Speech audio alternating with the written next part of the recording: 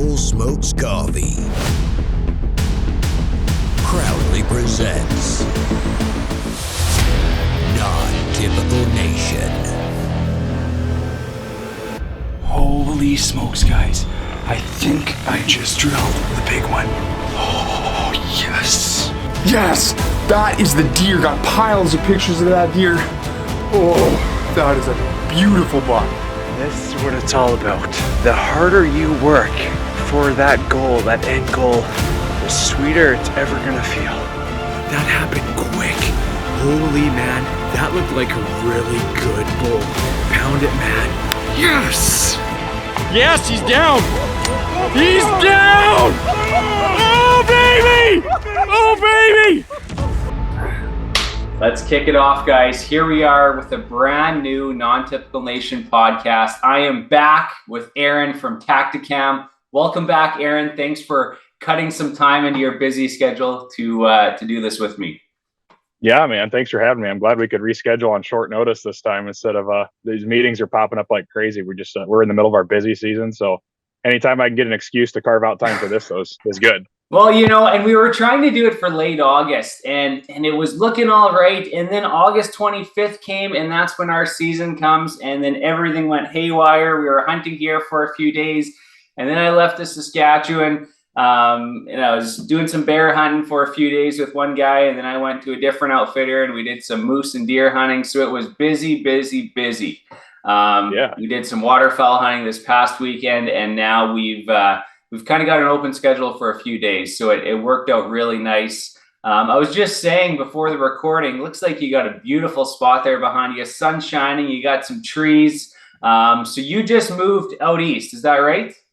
We did. Yeah, we came all the way across the country from Montana to Maryland. So quite the change of pace there. But yeah, if you're going to live in the middle of DC, I'd rather have this backdrop than Metro bus or something like that. So it's pretty awesome. We got a couple hardhorn bucks, one little basket rack 8 and a spike. We're actually sparring back here right behind the house yesterday.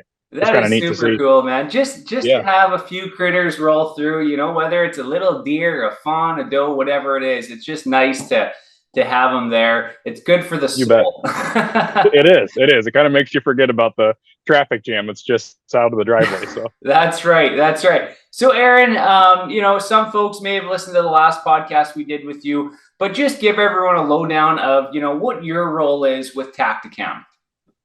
Yeah, it's kind of ever expanding. So it's probably changed since last time. So we've kind of done a little bit of everything. I've been in sales. I've started our grassroots programs, and gotten into the marketing side now. And so we work a little bit with you guys. I've kind of been slowly expanding that role, I guess, and adding a gal named Zoe Phillips in. So that'll be someone you might have on in the future. But now I'm overseeing our outfitter programs, our trade show programs, our conservation programs, and then still kind of overseeing our influencer creator, the relationships we build with guys like you. So definitely getting a lot added to the plate, but it's all fun stuff, which is awesome. It's always fun, I guess, when you're in the outdoor world, right? Well, and that's what I've noticed with Tactacam, you guys, is you're getting your boots on the ground, your hands dirty, and you guys are working with so many different groups. I've seen this new outfitter program, you know, a few new shows you're working with. It's great to see. It really is great to see because the consumer spends a lot of money, you know, purchasing these products and trying out all these different products, finding something they like. But it's great to see a company like yours kind of giving back and working with the hunters and working with the consumer. Tell us a little bit about that outfitter program. I'm quite curious. I seen it pop up on Facebook a little bit. I don't know if it was a bit of an advertisement trying to find outfitters or what it was. I can't quite remember. Yeah. But just give us the lowdown. What exactly is that outfitter program? Yeah, great question. So our outfitter program, it's actually called our Outfitter and Land Management Program now. It's kind of an overhaul of something we've always dabbled with. So when I got into sales, you know, we started seeing, we were just POV products at the time, I guess. And so there was a little niche group of outfitters and stuff that like to have their clients have the opportunity to film their hunts. And then now that we're in the trail camera world, obviously this is a tool that about every single outfitter out there uses to monitor deer or whatever they're hunting for, bear baits, that kind of thing. And so we wanted to make a partnership program, or make it more of a partnership program, less of a sales program. So that's when we moved it into marketing, and I took it over here. So for outfitters and land managers, the land management side of this is like your proper or hunting property realty companies, companies that, manage properties for conservation, things like that. It's basically an opportunity for them to get wholesale on our product and have special buy opportunities throughout the year that kind of fit their season. And then also have some data discounts as well, which is an exclusive offering to that group, just to make it more of a partnership. And a lot of these guys are running, 60, 70, 100 plus cameras. So if we can help give them a break, all the better, and make their dollars go further, as a thank you for using our brand. And then, a statistic that was really cool that we just kind of got put together here about a month ago. We're learning more and more about our consumer groups and kind of what makes them tick and where they're finding out about our brands. And I believe it was 70% or close to it, high 60s, of our customers come out of a referral from someone they know. And we know that a lot of those guys are the outfitters. So we wanted to make sure we had a program put together, again, as a big thank you to just the exposure we get through these guys. And, we've got a tool they want to use, so why not help them use more of them? Well, that's it, right? The thing with some of these outfitters, some of the larger outfitters, they might purchase as much as some of the smaller retails might purchase, right? Oh, yeah. So like you said, 60, 70 cameras, even some of the smaller outfits, they might be running 15, 20 cameras. But if they can even get into the POV side of things and, hook up a camera onto one of their guys' guns, maybe put a camera right at the bear bait and just offer, that extra option to film the hunt, or just get some sort of footage for that hunter, right? Obviously that's what we're super passionate about. We film everything we do. Great incentive, and that's smart, sort of, opening into and moving into that sub industry of outfitting. We had just early season here. It was a lot of fun. We got into the bears early on. This past spring, we actually hunted in Saskatchewan with an outfitter, and we had some local wildfires. I don't know if you heard much about the wildfires in Canada. Did you guys have much wildfire action down in the States this past spring? Yeah, we're getting quite a bit of it, or had some of it out west. I don't know if it's as bad as it has been a couple years ago and stuff. We really had it, fire all over the place, it seemed like. But as far as the Canadian wildfires, it was definitely a topic down here in the States. We here in the DC area when we moved here, you guys, I think it was right in the middle of what you guys were doing up there, and you definitely had the smoke hanging down here and hanging out, and had air quality warnings and all that good stuff. That's where it was. This past spring was just horrific here in Alberta. We've never seen fires like it, and so we had this bear hunt in Saskatchewan scheduled, but we had this wildfire like 10 miles out of town, right? And so we're like, well, do we pack to go bear hunting, or do we pack to evacuate? So we just sort of hung out at home and waited for rain. We prayed for rain, and we finally got the rain. So our hunt in Saskatchewan got cut short by about 3 days. So that's what we kicked off here in our fall season. And I ended up getting a bear with that outfitter. But again, we just utilized that camera right on the ground with the remote. Had a camera on my bow pointing me, and then that 6.0 right on that stabilizer as well, and captured it all on film. And that's awesome. Just the simplicity of it. Like, I seem like a broken record because I keep saying this over and over again, but it really is easy, right? So if you can get a few of those cameras in the hands of the outfitters, and I think it's a game changer, and it really adds something special for those hunters to bring home. The animal's awesome, the experience is incredible, but if you have a little video to show someone, it's pretty special, pretty darn. Oh, it'll live on your phone forever. Yeah. And just the days you get bored or you're sitting in the tree stand, man, it's fun just to go and look back at the videos you've got on, from last season or whatever. It's always fun to look back on them. That's right. So when did your hunting season start? Have you got into things yet this fall? We have, yeah. Our dove opener was September 1st. It's kind of like the kickoff here in Maryland for your fall hunting. And then September 8th, so last Friday, was opening day. And I did squeeze out for an afternoon, and it was 90 degrees and 90% humidity. But I was like, I got to go make sure all my gear works. I'm not in Montana anymore, where you just strap your boots up, throw your rifle over your shoulder, and head out the door. It's back into the climbing stand now, and the fanny pack full of gear and the tree saw and all that good stuff. So I had to have an excuse to get out there and climb a tree. And There's a public spot here, I don't know, 40 minutes ish from my house. So I've got a couple spots out there that I've scouted out with the kid on the weekends, and got a 1.5-year-old. So he goes out with me and in the backpack, and we tromped around the woods all summer and figured out a couple spots we might hang the tree stand. So I got in one of them, sat there, like I said, for the afternoon, just in time for the maintenance guys to be out there brush hogging the plot that I was hoping bucks would be bedded in. And a couple dove hunters with their dogs were walking back and forth. But I was like, man, it could be a lot worse than being out in the woods. So it was fun to get back out. And tried not to sweat to death, I guess. But it's sure. If this is a sign of things to come, this weather we got now, I'm hoping it sticks around for the next couple of weeks. So should be getting good. Like I said, we've got enough deer that come through the backyard. A couple really big bucks actually. That they've all been in velvet and they've disappeared for about a week. So I've been suspicious that they're out there shedding their velvet. And then, like I said, yesterday I had 2 little bucks hard-horned back there rutting it up. So we'll see what happens. Hopefully we get some more action going here soon. Nice. So dove hunting. So what is your what's your Tactacam setup looking like for a hunt like that? Yeah, man, super simple. Just the barrel, honestly, for me. You can get into the waterfowlers, any kind of bird hunting. I guess you can get into wearing shoulder mounted gear or mount them in other places. But for a general dove setup, it's such fast paced action. Just have the camera rolling, and the new 6.0 is kind of the go-to for that. It's got that increased image stabilization in it. So that one's going to help me when I'm swinging across the sky or doing a lot of fast-paced movements, that kind of stuff. And it's actually got a shoot mode in it as well. So you can do it'll mark your shots. So you're not having to worry about kind of like a loop record feature, I guess. You just let it run, mark your shots when the gun goes off and do it that way, which is really nice. Again, for some fast-paced action, you can kind of just let the camera roll because you don't know when the doves are going to come diving on you. Typically have the remote with me as well around my neck, so get the camera rolling that way. But we've got a new shotgun barrel mount that I really, really like. It's got increased surface area for gripping the barrel, a little bit less wiggle there. If you're shooting, you're not shooting high impact rounds, I guess, with for doves. But recoil of a shotgun significant, so any movement you can take out of that, the better.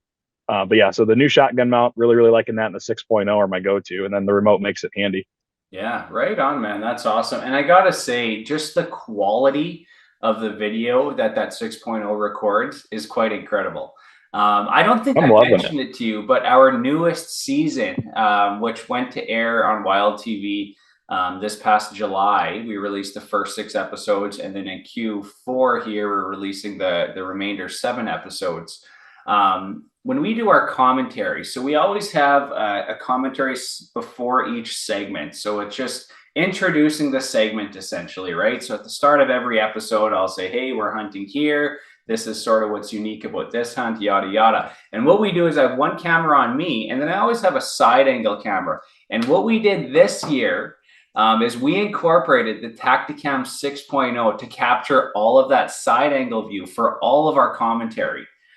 Just to show how high of quality that video really is. Usually we use another camcorder for that, but we thought, why don't we incorporate the Tactacam 6.0?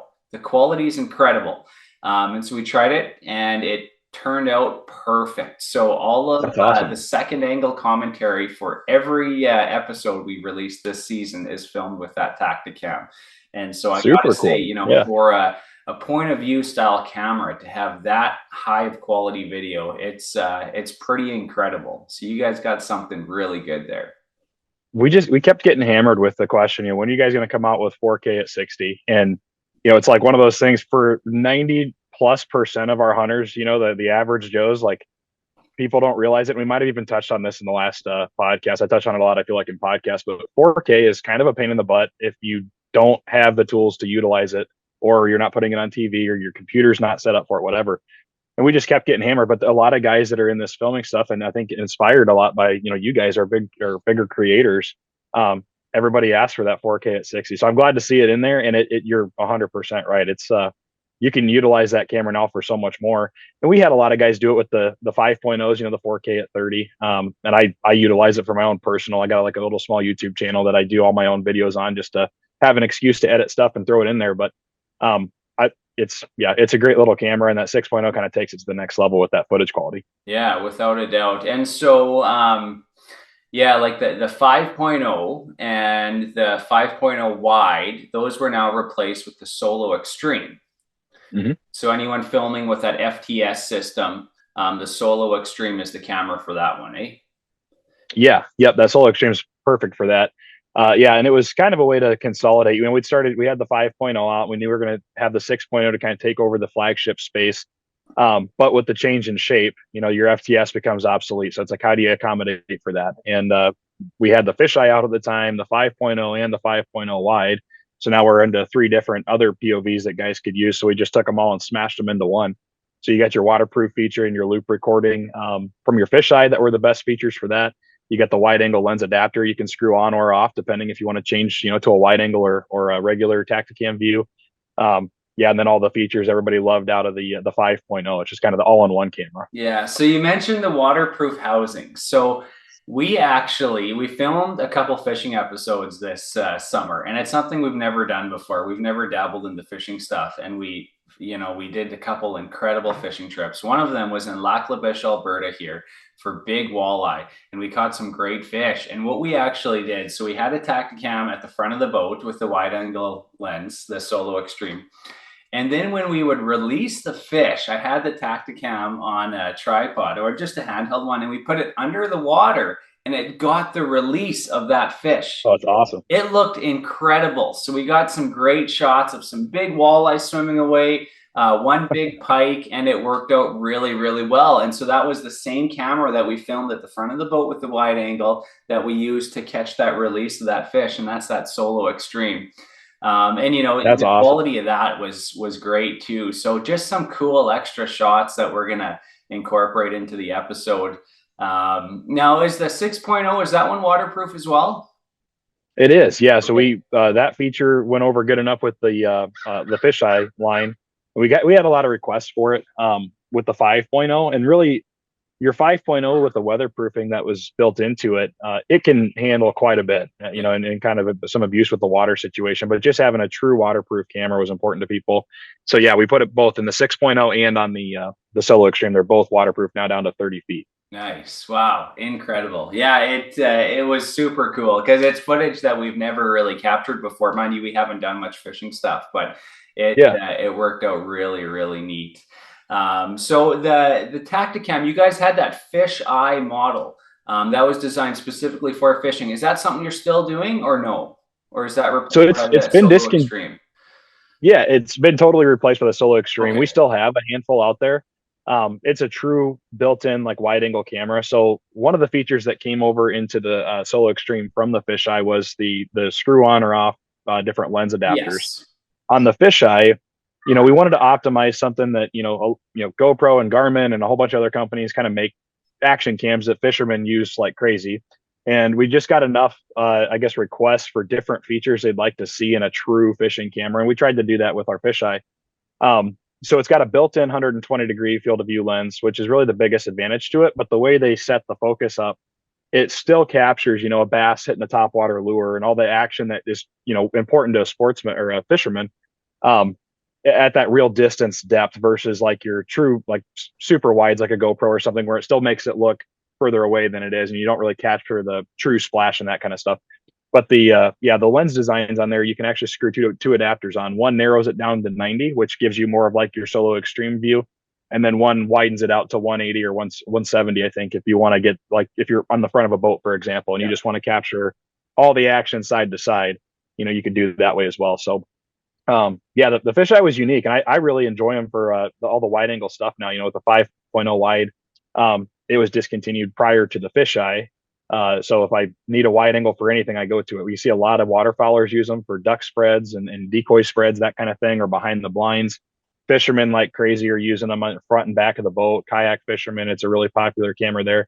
But right now, I think we still got several hundred left in stock. So we're getting down to the wire on the last of them, but I can't remember what the price even is on our website, but it's really cheap right now. If you need a wide angle camera for anything that is remote compatible with the Tactacam gear, great option and a heck of a price right now. Yeah. Yeah. Oh, right on. So you still have some of that old stock that you guys are, you know, obviously selling at a pretty heavily discounted rate. But yeah, that Solo Extreme with that wide angle lens. You mentioned the duck and goose spread. So we did a waterfowl hunt this weekend, and that's exactly what I did. I had it on a small tripod, and I actually put it in with the decoys, and it was just sort of pointing up, so it had that wide angle view, and it was getting those geese and those ducks flying in, and That's awesome. it just looked super, super cool. We've really utilized your cameras in, almost every hunt. Every hunt that we have a setup where we can sort of predict what's going to happen. The bears right at the ground at the bear bait, the fishing stuff, this waterfowl stuff. And we haven't, the deer hunting, we've filmed a few with the FTS. We've killed some deer with the FTS through the scope. But it would be interesting to try and get something at the ground, if you kind of know where these deer are going to come from. It's just, they are skittish animals, man. They're a little tougher to trick in personally than bears and some of those other critters I find. Yeah, you bet. It's I mean, not surprisingly, just like you said with the guys that run them on the bear baits and stuff. There are deer hunters that do it, and they get deer walking right over the top of it on a trail and arrows flying through them. And I mean, it's crazy what guys have done with the deer, but you're right. They're more skittish to it, and they notice things more than other animals seem to. Well, it's just even predicting where they're going to come from. Like in Alberta, we don't hunt over bait here. So it's kind of you're really rolling the dice to try and figure out what's going to happen.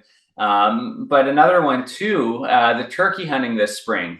Troy captured some incredible content. He had that camera right at his turkey decoy. The turkeys came right in, and he had the mount on the shotgun there as well. So it worked out really well. Yourself, did you do any turkey hunting this spring? I didn't get out to do any. No, I every year when I was up in Montana, I had a trip kind of earmarked, I guess. A buddy of mine lives out in eastern Montana, and they're covered up with Miriam's out there. So we'd always try to get out there once a year and do that. And then here, we moved to Maryland right in the middle of turkey season, basically. So in April is when we got here, and I didn't get a chance to get out. No, just with all the move and everything else kind of getting settled in. Didn't get a chance to get out really, but I found some spots on that public place where I've been marching around looking for deer spots. Found some turkey feathers and stuff out there, so that's always a good sign. So I think I've got a place for this coming spring. Nice. And who knows, you might see them walking through in the fall too. I got to look up the regs on that though. I'm not sure on fall hunting what that looks like for turkeys here in Maryland, so I'll have to do some research. Yeah, in Canada here, at least Western Canada, we're quite limited. BC has a small population of turkeys in the southeastern part of the province there. We have supposedly a small population as well that borders that BC population, but it's all a draw tag here. And usually it's right around like a 14, 15 priority. So you got to put in for a long time. Oh, wow. Where Troy is in Manitoba, he's just in the turkey mecca of, I would say, central Canada. I went deer hunting there last year, and there are, we've seen turkeys in the fields like I usually see geese, just hundreds of them in the fields. And wow, it's crazy because you could almost walk right up to them. It's unreal. They're something else. But that's how it's pretty cool content this spring. And those episodes from this spring, we always end our season with a couple turkey episodes. So those ones are actually going to go to air a bit sooner. I think those ones are going to air next month. But awesome. Yeah, no, they're neat animals or neat birds, I should say, and something I've never hunted. But if I do, it'll have to be down in the States. I'm thinking Manitoba has it kind of locked down where only residents can hunt them. And, oh wow! They sort of keep them protected, but they do have pretty healthy populations in some areas there. So here we are, middle of September. Things are starting to heat up for the hunting season. We have that November rut here in Alberta. That's busy. September is always kind of busy too, because you got that elk rut. The moose are going to get going here in a couple weeks. What do you have planned for this season? So I'm still a Montana resident. So I've got all my tag full of pocket full of tags, I guess, for Montana right now. I did draw a special unit bull permit up there. Won't be able to utilize that, but there's a scratching chance that I might get out in November up with some of the guys from Tactacam on a new ranch that they acquired up there, and possibly use my bull tag on a cow. So if that works out, great. It's a little bit different situation getting to Montana from Maryland now than it was for being in Montana, obviously. But if I can scratch that one, we definitely will. Other than that, just deer. It's Maryland's got so many deer out here, it's crazy. So we'll definitely be in the deer woods, try to get a few with a bow, hopefully a few with a muzzleloader, something like that. They've got the sika deer out here too, and I've got a tentative hunt planned right at the end of October or maybe the middle of October. Kind of the crossover time or whenever the crossover is of archery and muzzleloader. So that'll be a unique experience if I can squeeze that out. I'm just in a weird situation. Being out here, my wife's out here for the Air Force and she's in her doctorate program right now. So her schedule's, midnight to 12, midnight to midnight basically every day. And we got a 1.5-year-old. So we got him on our hands all the time. And I got dad duty 24/7. So it's more of if we can fly someone out here or get someone out here to do daycare so I can go, on a hunt like the sika deer, it's going to take several days probably in one place, not an afternoon or a midday hunt like I can do here while he's at daycare. So probably a lot of whitetail and just getting out as much as I can. And we do have a Pheasants Forever partnership hunt actually in South Dakota the week after Thanksgiving, I believe is when that is.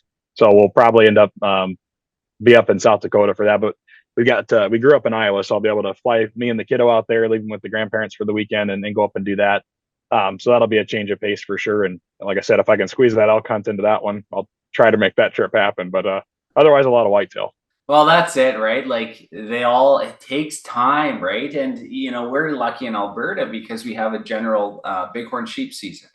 But my issue is, I've got 2 kids as well, one's turning 9 next month and one's 4.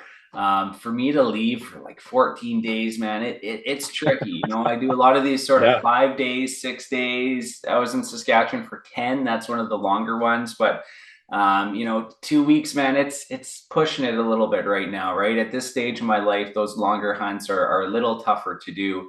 But at this time, you're almost sort of in a transition period, I find, because once my kid hits 10 years old, he can start hunting birds. And I'm telling you one thing, that day he turns 10, I can guarantee you he's going to be bugging me first thing in the morning at 4 a.m. to go bird hunting because he is so excited.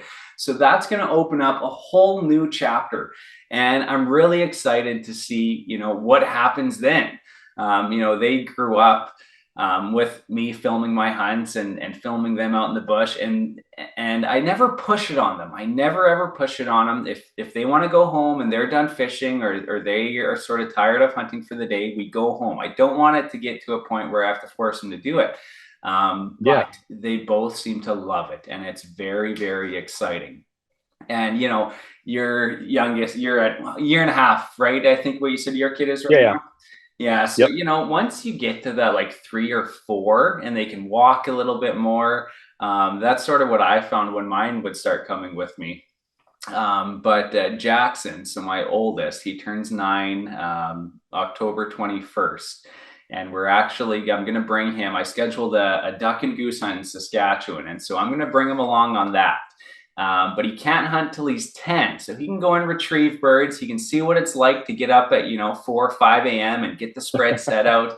And I'm telling you, man, I talked to him about this a few days ago, and he is so darn excited. He's told everyone that he thinks would have any interest in this type of thing, he's told them about it. And it's super exciting to see. So, similar to your situation, you're sort of in like a transition period where you used to hunt all the time, at all the time in the world. But now, you got a kid or you got 2, the wife's working. So life gets pretty busy. So you got to pick and choose which ones you're doing. But it's going to be exciting once, both my kids are of age. And then we can start doing, some of those longer elk hunts or maybe a sheep hunt for a couple weeks.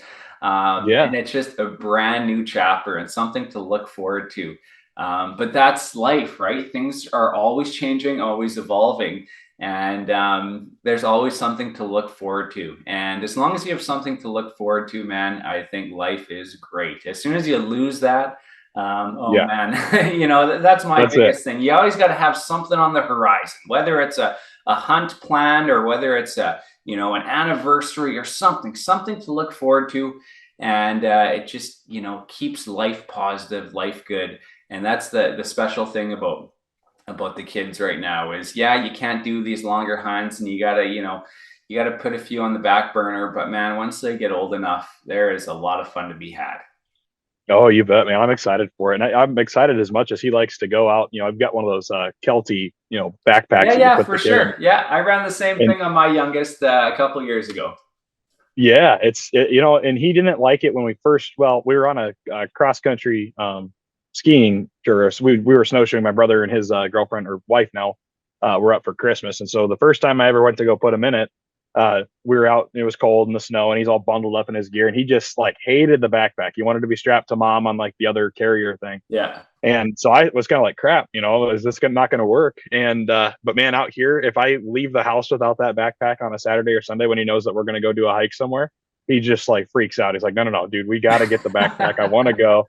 And I had on the Dove opener, the weather was okay, and I was like, I wonder, the problem with him right now is I can't get him to keep anything on his ears. He doesn't want a hat on. He doesn't want, and I'm like, I'm not going to go shoot a shotgun, even though he's back there. It's probably okay. It's like, no, he's too little right now for that. The ear protection to not even be a requirement, obviously. And it's a requirement regardless. But yeah, if I could get him to wear some earmuffs, man, he might've already had a Dove hunt under his belt, but I didn't want to, I know he'd love it. I can't shoot a gun around him. So we'll see. But yeah, the second I can get him to wear a hat, things might change a little faster. Yeah, that's super cool. I know. So my oldest, I think he first came in the deer blind, and we've got video footage of all of this, and it is just so cool to look back on. I think he was about 3 years old.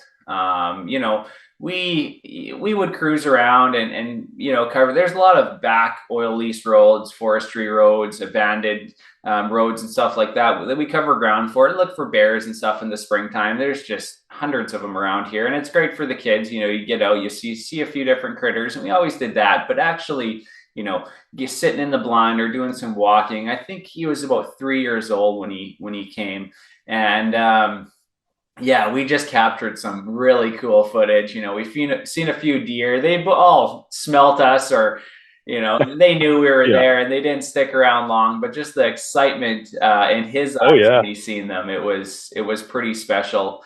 And so now for him to come on this actual waterfowl hunt here in a month or so, he's really looking forward to that, because he hasn't done that yet. We've shot a lot of grouse and stuff like that, but actually, a multi-day hunt where you're getting up early, doing a little more work, it's something special. They just want to be involved, right? And when they see you do it all the time, and see us on TV and stuff, it's something that they are just eager to get out and try. So you bet. Yeah, it's a special time in life, my friend. Yeah, that's awesome, man. So you said 10 is when they can hunt birds. Is that in Alberta, in BC, they have a really unique situation. In BC, don't quote me on this, folks. I might be off a little bit, but I think in BC, once they're 9 or 10, you can actually share your tag with that youth. Oh, cool. So if I had a deer tag, my son could shoot a deer and use my tag as long as I'm with him. Oh, wow. That's really cool. Almost 100% certain on that. But in Alberta, you got to be 12 to hunt big game, but they changed it about 4 or 5 years ago. For upland game bird and waterfowl, you can hunt them at 10. Okay. So he's been counting down the days since they changed that about 3 or 4 years ago. So he's got about a year and a month left to go. So that's year, yeah. I'm saying it's kind of his initiation, and then next year, once he turns 10, we'll plan something for that weekend, and we'll get out there. So heck yeah, that's awesome. That's exciting. But one thing we found out, we looked into it. There's actually certain animals that don't require a license, and because they don't require a license or a WIN number here in Alberta, you can hunt them all year round, no limits. And because they're a non-licensed animal, you actually don't need your hunter's education. Simple things like gophers or groundhogs, porcupines, skunks. So we've got the 22 with us, and the boys just have their fingers crossed every time we go down a trail that they're going to see a porcupine or a groundhog or I bet. a hare.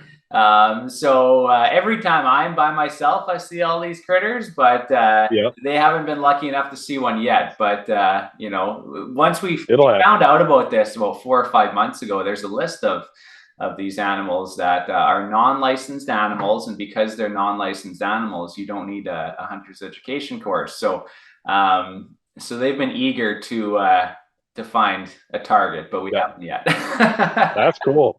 Yeah, Montana was kind of the same way. It seemed they got a whole list of things that are not, like you said, non-game species. And I don't know if you I don't know about the hunter's education thing, but I would almost say it probably doesn't apply, because I think it's more than anything for like ranchers, the big ranch community up there. Badgers, tearing up people's fields, and groundhogs obviously are a big thing up there, and coyotes, stuff like that. That it's basically a year-round, game on thing. But I think it's more for the ranch side of things. So it probably doesn't need a hunting license, but I'm not an expert in that right now. I bet it's a thing. Yeah, when it comes to the fur-bearing animals, Alberta holds their fur bearers at a bit of a higher. The fur bearers, they have more value. So what they do, you don't need a license for a coyote or a wolf or a fox, but you do need a WIN number because they're animals that can be trapped by trappers. So those wouldn't necessarily count because they're fur-bearing animals. But yeah, there's there's a list of these animals that the kids have been going over to hope they see in the bush and cross paths with, but we haven't quite yet. But awesome. It's pretty special, man, to see the kids grow up and get into the same things that you and I are into. And heck yeah, you're already experiencing it, and it only gets better as the years go by. And my oldest, he's only turns 9 here shortly, so. I think we're going to have some pretty exciting years over these next few years. And you know what? But I'm expecting once he turns 16, he's probably going to be just like me. And he's just going to want to chase girls for like 3 or 4 years. So I'll probably lose him for a few years. Right. So you got to take advantage of that ahead of time. But you got to give him the skills so he knows what to do. And then, hopefully, as he gets through that phase, he gets right into things again. Yeah, man, absolutely. He's got to have some good buddies that want to take him out too, because that's right. The whole girl phase happens, but if you got some buddies that are ate up with the woods, you're going to want to be out there hanging out with them just as much. Exactly. And we're like where we live. It's I love it here. It's kind of unique. I don't know if I told the story, but so my grandfather had a taxidermy shop here in Slave Lake, Alberta. Moved here in '96 from Saskatchewan, where he had a tannery and taxidermy studio there for 20, 30 years. So I was born in '92. So once I was about 7 or 8, every summer, my parents would ship me up to my grandparents and I'd spend the summer there with them. So I'd spend the summer at the taxidermy shop. We'd go fishing every single night. I'd come by in the fall every now and then and do some grouse hunting. So I gained a pretty big interest for it at a young age. And there's actually a piece of paper that we did, I think in grade 4. It's like, what do you want to do when you're older? Your dream job, your dream place to live. And my mom had it and she showed it to me. And it said my dream job was to be a taxidermist. And well, that's, where we run a taxidermy studio here. And it was to live in Slave Lake, Alberta. And well, here I am, right? And so it's like it came full circle. It's pretty special. That's awesome. And the kids love it here. We love it here. We can get to our deer and our bear stands, within 10, 15 minutes. Good hunting around here, generally speaking. We got a big lake with some great fishing. So there's lots of opportunities. So, if it's something that, the kids are into, hopefully, once they have a driver's license or they get a little older, they, there's lots of opportunity. It's not like they got to travel too far, do too much to try and get back into things. So, yeah, that's fantastic, man. That was probably the coolest part. Growing up in Iowa was a lot of the same thing. Yeah. Small town Iowa, and same. I could be at my deer stand in 15 minutes, and place I hunted growing up. And then Montana, you don't have to go far. You just, like I said, throw a rifle over your shoulder and take off somewhere, and you're going to find something to hunt. And so much public ground up there, it's hard not to find a place to go. So this is a little bit of a change of pace, but we're stationed in Virginia first. But it gives you a new appreciation for the stuff that you used to just not even think about, being able to get out there but you got to dedicate, an hour back and forth to get to a single spot that's worth going and, fight the crowds and do all that game. But yeah, that's a great upbringing, man, that you get a chance to experience with those guys. Cause, they're going to probably fall in love with it, I would imagine, just like you did, all the same reason. And there's pros and cons to everything, right? And even your situation, right? Like, you just got to have a positive mindset and everything will be all good. That's right. It truly makes it that much, it seems frustrating when I was in Virginia, is when I first experienced this. And I've kind of been there, done that, and I know what I'm getting into now. And I think I've gained a little bit more of appreciation just getting older and hunting and that kind of thing anyway. But I remember in Virginia just being so frustrated, and then they run dogs down there, and that was something I'd never experienced before. So dogs will blow up your day if you're not the guy running dogs and the whole nine. And I got my first deer with a muzzleloader down there, and the pride I felt in that little fork-horned buck was more than any deer I think I'd killed, aside from maybe a couple deer growing up in Iowa that were special, but the amount of like success you feel and stuff, you're just like, man, I did it. But then it changes your perspective totally. It's like nothing's negative about it. You're just like, oh, I just need to go out here and do it a little different, or start changing things. But the second your mind switches is when things start happening. And then it was every year I could go out and get a deer, while we were in Virginia. And so I know out here it's going to be the same. And even that, like I said, it was 90 degrees and 90% humidity, and I was just like stoked just to be out there. I'm like, this is what it's about. Just I climbed a tree today. It's awesome. Yeah. Oh, without a doubt, man. That's awesome. So you mentioned that you guys get a few deer tags. It's a conversation we've actually had on Facebook quite a few times because it really varies, from state to state, province to province.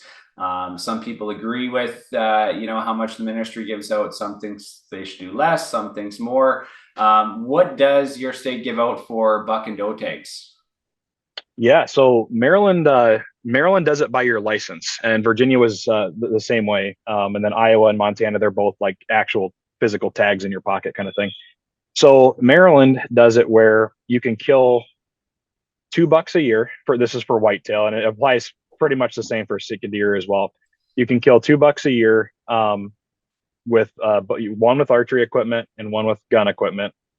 And but they do it by season, so it might even be archery, muzzleloader, or general firearm, and you can kill $2 in that window, but they have to be with separate weapons. And then they have what's called your bonus buck that you pay $26 and get a bonus buck. So after you've killed those one of those deer, like let's say I'm only an archery hunter, I can kill $2 with my bow. I just have to buy that extra buck stamp, and then my third one would technically be obsolete to me because I'm not hunting with a gun or whatever, right?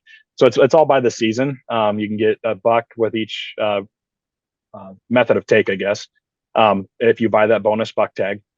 And then where I live, it's all county by county. But where I live for does, Montgomery County has unlimited does you can shoot. So I can literally kill as many as I want in a season.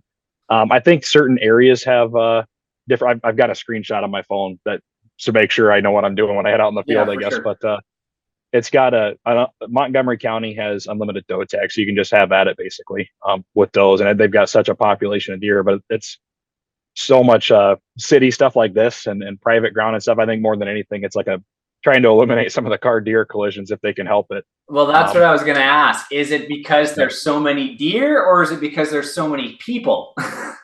I think it's a little bit. It's a little bit of both, but I think it's because there's so many people. So and like here, technically, I think you need. I was reading the regs on this too, because of course you get some big bucks walking up to your back deck as a hunter. You're like, oh man, I wonder what the rules say about this, And I think you need at least an acre to be able to hunt private property. Your own private property. I think it's got to be an acre, and they don't have like an urban hunting like program here. It's all done by the state, and they do like sharpshooting at night over bait piles and things like that, I guess. So anyway, I can't hunt where I'm at, but if you had an acre, you can hunt, but then it's more about your neighbors, and because that deer is not going to stand there, it's going to run and go into someone's flower garden and fall over and ruin someone's morning cup of coffee, so it's like, there's a lot of considerations with it, but it's a cool place. And to, talking earlier about the kids, taking the kid on a hike, I can hike for about 6 miles back here, just one way if I wanted to. Nice. There's a lake back there and stuff, just wandering through neighborhoods, basically through the woods. And, you always see deer, and they're like 5 feet from you. So getting the kid exposed to them, and now he shouts every time he sees deer. He sees more of them than I do most of the time. Now he'll spot them. I'm like, no, there's no deer over there. And then you walk around the next bend, and sure enough, he just happened to see it before I did. It's so many deer out here. It's ridiculous. It's just finding places to hunt them or finding private ground you can go hunt, getting permission, that kind of thing. But and hunt clubs are a big thing out here too. So you can be part of a club that leases ground and that kind of stuff. But it's not for lack of opportunity. You can kill a lot of deer out here if you put the time in and have a place to go. Oh, right on, man. That's awesome. Super, super cool. Well, let's shift things back over to Tactacam for a second here. So, is there anything that you can share that we can, anything new coming down the pipe that I can poke you about or bug you about? Yeah, man. On the POV side, nothing new coming for next year. And that's intentional. So the 6.0 was just dropped, started this year or last fall, right? Or yeah, right at last fall. Yeah, 6.0 and or last summer, 6.0 and Solo Extreme both. Still flagship items there. We're still working on our app with that. So we have the new Tactacam Connect app.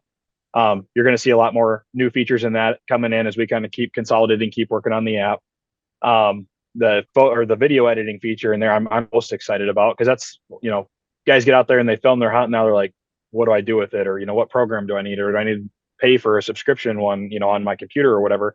And now that you can actually just upload your clips right from your camera in the field to your app, and then literally edit them right there in the field if you want to. And it's going to be super easy. I'm really excited about that for the POV side. And then on the reveal side, same thing. We've got the same cameras, our X Pro and our X Gen 2, that'll be around for 2024. We're doing a few like limited release relaunches of the SK and the XB, just backed by consumer demand. So you'll see some limited releases of those cameras coming back with some updated features that the originals didn't have. But those will be, like I said, more limited runs, just kind of getting customers what they want. And then our the apps in there as well. We've got an all new feature now where they'll give you updated weather statistics and hunt statistics on specific deer. We've got a tagging feature in there now, so you can actually tag the different photos if it's does, bucks, animal, any other animal, humans, whatever. So you're kind of building your own personal algorithm for your camera set. And then it's got a statistics feature that'll take all those tags that you did, and it'll give you all the weather conditions for the photo and the time of day and literally everything you need. So if you have a specific deer that you got on camera, you can isolate out those tags, and the app will now tell you what wind you need to hunt this deer on in that location, and what time of day, and the pressure and all that good stuff. So it's getting really exciting, and we're just going to keep pounding things on that app. So there's a lot of new releases coming for the app side of things. And it's interesting. You're starting to see a company that it's always kind of been a technology thing with cameras, but we're truly, a lot of the stuff we're doing now internally and advancing in, is you're starting to see us turn a lot more into a tech heavy company, and put a lot of energy and resources into the tech side. So there's a lot of cool things coming with the mobile stuff. And it's not really a secret. We do have this will probably surprise you. So I don't know if you personally have any bird feeders outside or not. Of all things, Tactacam, a hunting company, hunting at its core, could possibly allegedly come out with a bird feeder that's able to do a lot of the same stuff our trail cameras can do. So it's there may be something along those lines coming out, and it's not really in our world technically, but you're also looking at a guy right now who's just as excited about a bird feeder. Yeah, without a doubt. About a bird feeder at the time in my life. So right now, well, my wife has a few hanging outside, so there you go. That's something for them. That's perfect. Yeah, Super it'll cool, be exciting. It's I think all of us are sitting here kind of holding our breath a little bit, just because none of us really know anything about that world to the extent that we do hunting. So, but yeah, definitely some exciting new paths coming out. Awesome, cool. One thing we haven't talked about, the Spotter LR. That one's still selling and going strong. I love it. It's something that we utilize every time we go to Saskatchewan. Up where I am here, there's so many trees. We don't do a whole lot of glassing, but in Saskatchewan, our hunts there, we do a lot of it. So we utilize it there quite a bit. We've captured some really cool footage with that. It films great quality video. That's still going strong on the webpage. You're still selling that. Is there anything new coming with that? I think that films in 4K though, right? It does. Yeah. So the Spotter LR, it's basically a DSLR camera, kind of at the end of the day, for all intents and purposes. How it's designed and its features and functions and stuff, where you can do stills, videos, 4K resolution, bunch of different frame rates. But yeah, it's designed for that long range stuff. And still going strong. It was kind of the same thing as this the bird stuff I just mentioned. It was when we first launched it, was when I was in the Western Sales Territory and our FTS had launched. and everybody kept dealers, customers, everybody I'd show this FTS to. I bet 80% of them would ask me, "Oh, will this work on a spotting scope?" And it, a company rooted in the Midwest, we're not thinking spotting scopes typically for scouting and things like that, like the Western hunter is. And then so like the 50th time I passed that piece of information up, I finally got the response like, "Yeah, we're working on it." Like, so yeah, Nice. then introducing Spotter LR. Yeah, an awesome camera. It's universal. You can run around with it in your pocket and film with it without the spotter or spotting scope for interviews or up close stuff or whatever you want to do. But in the birding community out here, that was moving from Montana, where it was absolutely like I used it for my dedicated camera. Like I was filming 300, 400 yard shots on antelope and stuff for buddies and that kind of stuff, or just scouting and that kind of thing. And then moving to Maryland, I was like, well, I'm going to hang this on a shelf, but we got the woods in the backyard. I started making a collection of all the different birds, with Nice. my boy out here trying to get those on film. And the deer, obviously, I've got them, starting their antler growth at little buds. We had a bachelor group of bucks that would come in every day, and then throughout the summer watching them grow. And it's a fun little like documentation tool. And again, not really thinking about it till I moved here. It's like I'm a more of a bird watcher now with the spotting scope, but it's fun to do. Right on. Yeah, I know it's another product that we've definitely utilized quite a bit, and I wanted to mention it because it's really is super unique. You don't have to worry about trying to slide your phone in front of the lens and trying to get the right angle on the phone, and then worry about burning through storage on your phone. Whatever, it's nice having that individual camera with the screen, even just for viewing. Just for viewing. There were some elk on the river valley on our bear hunt, actually. And I brought the spotting scope out. And sometimes it's nicer just to look through that screen rather than the eyepiece too. It is. Yeah. No, it's a really good product. Something special you guys have there too. So. Yeah, definitely, man. I fell in love with it pretty quick. And yeah, you're exactly right. And, about the only learning curve I had with it was exactly what you just talked about, getting it lined up on target. But I was also new to spotting scopes. I didn't have a spotting scope. I just used binoculars until we came out with that camera. So getting used to the spotting scope concept, I was always trying to find something with my eye and then clamp your camera on and do all that, which still makes it easy to do because you can leave the eyepiece adapter on. Yeah. Find your target and then just quick snap the camera in and you're good to go. But after you've used it a little bit, to your point, I just use the screen now because you just get a general idea. Okay, I know generally at this distance, this is probably my field of view. Get it close, and then you get good at recognizing things, at distance through the screen, and you can just use your screen to adjust, and you really don't even have to get down there and squint. And the hardest part about that is when you're, it messes up if you're trying to get something in the spotting scope or even in a rifle scope, and you're not using both eyes. For me, anyway, it's like it takes a while for this eye to get back to functional, while you're squinting through it and you're closing it or whatever. And so, yeah, it definitely makes it handy. I love that screen, and I like that you can pivot it and turn it and keep it out of the sun glare and that kind of stuff too. Yeah. No, you mentioned the eye, right? When you're constantly looking through that spotting scope. Last year, our hunt in Saskatchewan, we did a lot of glassing, and I'm just not used to it, right? Because we don't do it up here. And oh man, I'll tell you, I don't know what it was, but yeah, you take your eye off, and it's like this eye was just dried right up or whatever, because it's been shut for half hour while the other one's looking through this lens. But yeah, we got some wicked footage last year, a lot of great footage of moose. I sat in the valley side in along the North Saskatchewan River last year hunting mule deer, and didn't see much for mule deer bucks, but man, I probably filmed, I think it was right around like between 10 and 13 moose crossing the river, up and down the valley, and all through that spotter LR, and it worked out really, really well. So that was super neat.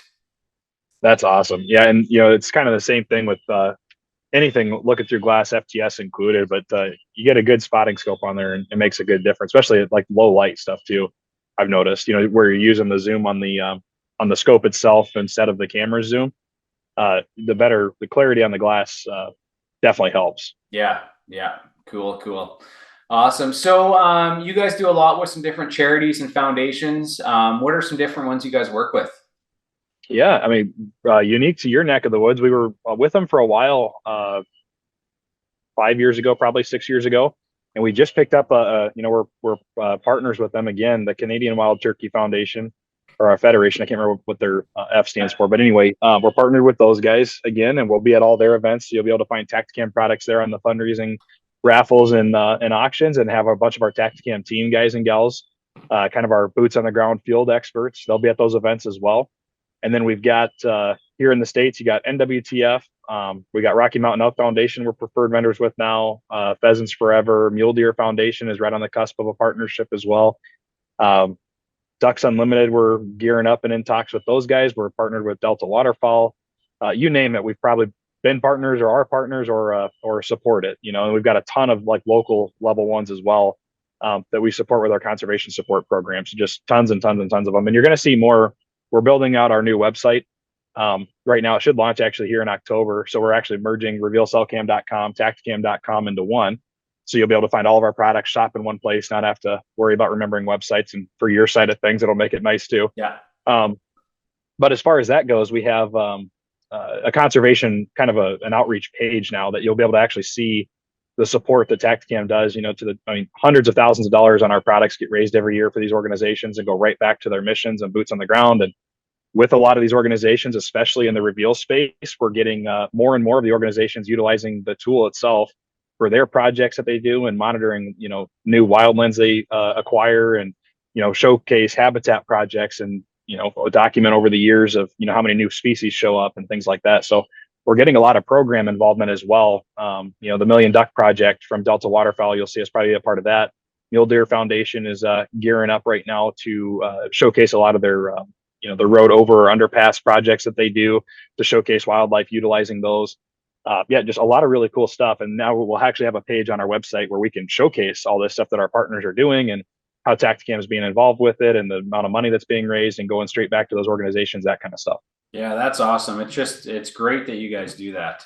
It's nice to see you guys expand, and so much has happened with Tactacam over the last, it seems, 4 or 5 years.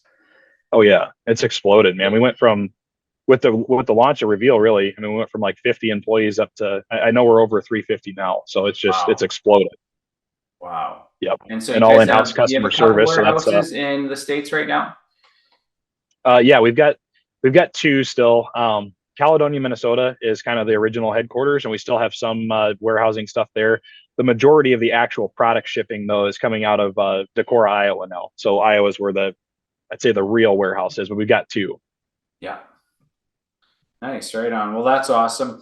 Yeah. So could you, are there any tips for optimizing camera settings or anything unique that, you know, the average person who just buys a Tactacam might not know, other than, you know, they're made super simple. You press the button, they turn on and film. But is there anything specific or anything unique or a little tip that you can sort of share with everyone to get maybe a different shot or utilize the camera a little bit differently than just the basic, you know, point, press, and record? Yeah, definitely. So, and you mentioned bird hunting earlier and asked about my dove hunting setup, you know, so that wing shooting comes to mind pretty regularly with this. Follow through is extremely important to getting a good video. If you want, you know, a lot of guys come up and they're happy they got the shot on film, but they're a little disappointed with the overall like video quality. And all of that comes through just like a cameraman has to, you know, behind you, they've got to follow the action as it goes. And if your gun is now your camera, same concept. So wing shooting, definitely follow through. Even if you got a flock of geese, you know, make sure you follow it for a second or two to, you know, as it's falling and before you move on to the next one. Dove hunting, it's hard because it's fast and furious, but same thing. If you get a chance to follow a dove to the ground, just a little bit higher quality video for yourself and kind of your viewing pleasure. With FTS, you know, FTS, one of the tips I get all the time is kind of how do I focus that camera? So taking my Solo Extreme, sticking it in the FTS. A lot of guys assume it's just a plug and play system. Well, they'll get out there and they'll take a shot at something, and unfortunately, what they saw with their eye was in focus. The camera is out of focus. So setting the focus on your FTS is really, really easy. And I've got a couple of videos that I've done on YouTube about it now, and we've got several others. But take something, put it 50 yards away, look through your rifle scope, and hook your camera up to your Wi-Fi on your phone. So you've got a viewfinder basically now for your camera. And then I usually use a road sign is what I like to use because it's got writing on it, speed limit 55, whatever. And sit there and adjust, fine tune. It doesn't take much, usually like a 1/8 or 1/16 of a turn. That won't mess up the focus for your eye on the focus ring on the back of your scope, but it will absolutely fine tune the focus for your camera. And set it to 50 yards. And after that, what I've noticed is your parallax on your scope. If you don't have parallax on your scope, you don't have to worry about it. Just set the focus and you're done. But when you're out in the field, if you got a shot at 300 yards, you set your parallax to 300, it's going to focus it for the camera just like it does for your eye. So setting the focus on your FTS will absolutely get you a better video. And we hear that one a lot. First time users get out there and they don't do that, and then they have a blurry video. Spotter LR is that one's such a plug and play system. It's hard to have a good tip for it, but the toughest part about that system, I think, is just fine tuning the tension on the eyepiece itself. So take a few minutes in the backyard and just fine tune your clamp adjustment so it's easy to pop on and off, but it's secured on there. Because what'll happen if it's not totally secure is some guys will get just that little bit of tilt in it and throws the video off a little bit, or they'll get a little bit more of the inside of the scope than they do on another video. So just fine tune the clamp tension on that is a pro tip, I think, for the Spotter LR. And another one too, for playback on your phone and your computer, bringing back up the 4K option. If 4K is not essential to what you're doing, or your phone may not be 4K compatible, or your computer's not 4K compatible, I would recommend going into your settings on your camera and adjusting it to the 2.7K res or 1080p res.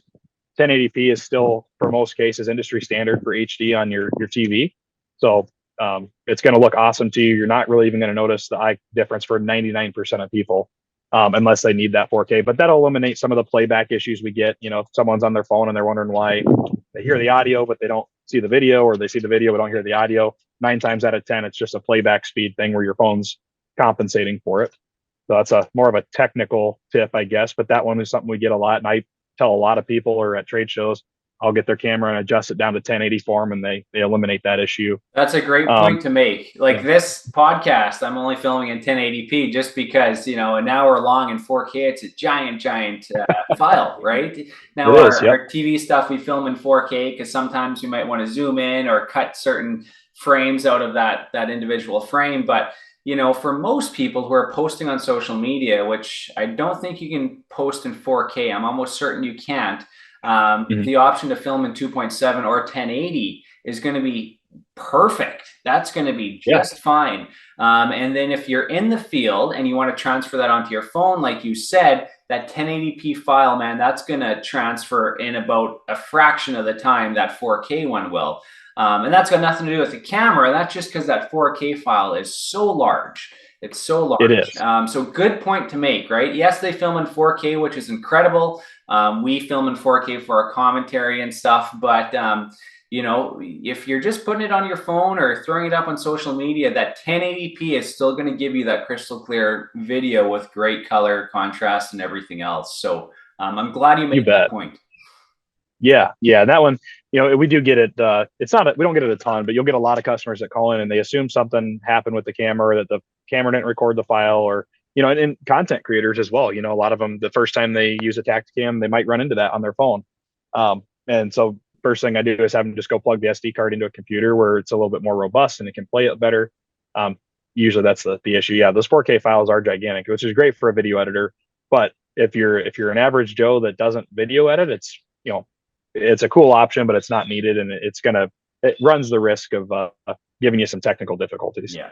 Okay, cool, Aaron. So you mentioned you have a YouTube channel where you share some of your personal stuff. Can you share that with everyone?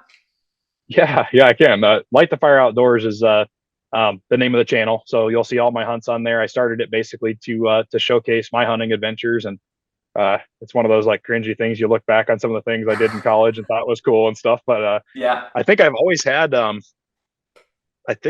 I started it, it was before Tactacam, I guess. I started it in college, and it was all cell phone video and things like that. But for my first deer hunt, I think is on there now, and my wife's first hunt's on there, which is just exciting. And really, when I got my wife's first hunt on video, it kind of changed it for me from really wanting to be this like hunting channel to like, dude, I just want to have these memories for life. And I've gone back and rewatched that, and it was funny. I had my kid was asking where mommy was one night when she was out studying, and so I was like, oh yeah, we got this video. I wonder what he'll think, because he likes watching hunting TV now.